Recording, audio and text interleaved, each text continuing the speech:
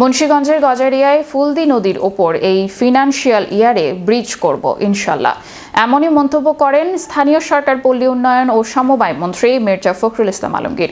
তিনি আজ দুপুরে এশিয়ার বৃহত্তম মানাবে ওয়াটার পার্ক পরিদর্শন শেষে গজারিয়ার অবকাঠামোগত উন্নয়নের ধারাবাহিকতায় ভবেরচর বাজারে 2 তলা মার্কেট ভবন নির্মাণ কাজের উদ্বোধন, Bhaberchar BRAC office to Imampur union পরিষদ সড়কের পুনর্বাসন ও প্রশস্তকরণ প্রকল্পের ভিত্তিপ্রস্তর স্থাপন শেষে মুন্সিগঞ্জে যাওয়ার পথে রসুলপুর ফেরিঘাটে মন্তব্য করে বলেন, গজারিয়া ফুলদি নদীর ওপর এই ফিনান্সিয়াল ইয়ারে ব্রিজ করব ইনশাল্লাহ।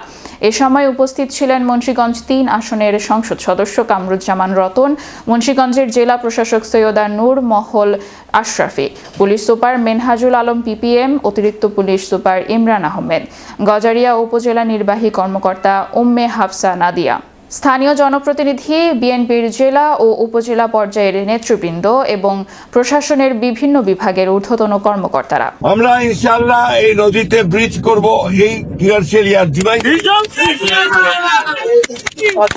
সার্ভে করবেন। আমাদের চিফ ইঞ্জিনিয়ার সাহেব এখানে আসছেন, উনি দেখলেন সেই লোক পাঠাবেন, সার্ভে করবেন এবং এই বছর ইনশাআল্লাহ আলহামদুলিল্লাহ।